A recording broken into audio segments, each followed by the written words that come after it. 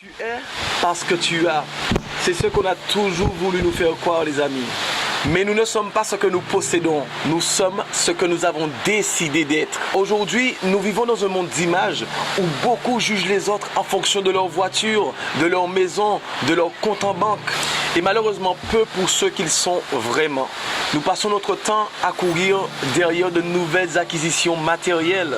On veut le dernier iPhone, le dernier Samsung, la dernière console, la dernière voiture. Mais à quel moment nous décidons de courir après une vision plus large de la vie, l'évolution de notre esprit? À quel moment nous courons après le fait d'augmenter notre connaissance, notre valeur et surtout la vision, l'estime et l'amour que nous avons de nous-mêmes?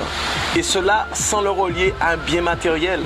En se disant que j'ai une grosse voiture, j'ai une belle et grande maison, donc je suis. Non les amis, nous sommes parce que nous avons décidé d'être ce que nous avons envie d'être et non ce que les autres voudraient qu'on soit.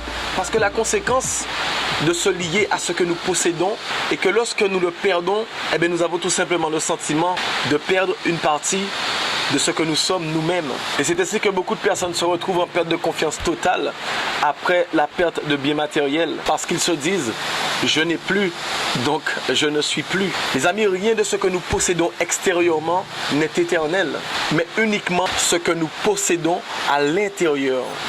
Parce que lorsque nous serons sur nos derniers instants, nous ne penserons pas à ce dernier iPhone qu'on a acheté 20 ans plus tôt. Ce dont nous nous rappellerons, les amis, ce seront les voyages que nous avons réalisés. Ce sont les personnes que nous avons rencontrées. Ce sont toutes ces personnes que nous avons aimées. Ce sont des émotions fortes que nous avons vécues, que nous ressentirons. C'est de ça qu'on se rappellera, les amis. Alors, tâchons de nous concentrer sur ces choses dont on se rappellera. Non de cette grande télé 4K qui n'a que pour but de nous distraire et nous empêcher d'atteindre nos objectifs. Parce que les amis, on dit que chez les riches, il y a de grandes bibliothèques et chez les pauvres, il y a de grandes télés.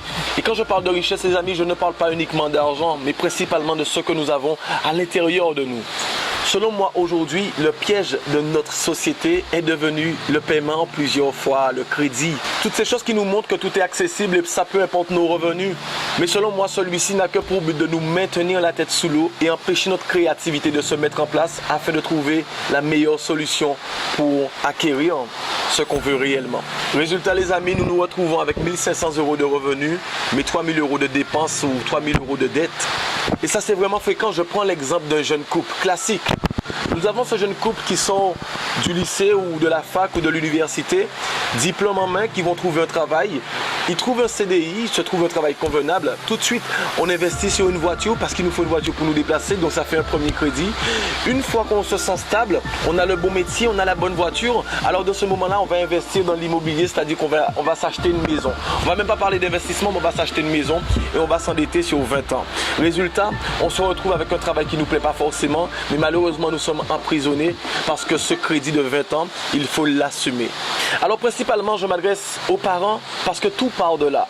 Arrêtons d'élever nos enfants comme des matérialistes en pensant qu'ils seront heureux avec des chaussures de marque, avec un téléphone dernier cri et toutes ces choses qui leur font croire que l'image qu'ils vont donner aux autres est la plus importante à travers leurs biens matériels. Mais concentrons-nous plutôt, les amis, concentrons-nous à leur permettre de se valoriser intérieurement et toutes les qualités qu'ils peuvent avoir à l'intérieur d'eux-mêmes. Et j'ai envie de vous dire, quitte à vous endetter, les amis, préférez investir sur vous-même, voyager, rencontrer de nouvelles personnes, de nouvelles saveurs, de nouvelles cultures, augmenter votre valeur en augmentant vos connaissances. Remplissez votre tête et votre cœur de bonnes émotions. En quelques mots, ce que j'essaie de vous dire, les amis, c'est décider de vivre et pas de survivre. Et profitons de cette belle expérience qu'est la vie, parce que retenez une chose, c'est que nous sommes des êtres spirituels venus vivre une expérience humaine et non des êtres humains qui devront vivre une expérience spirituelle.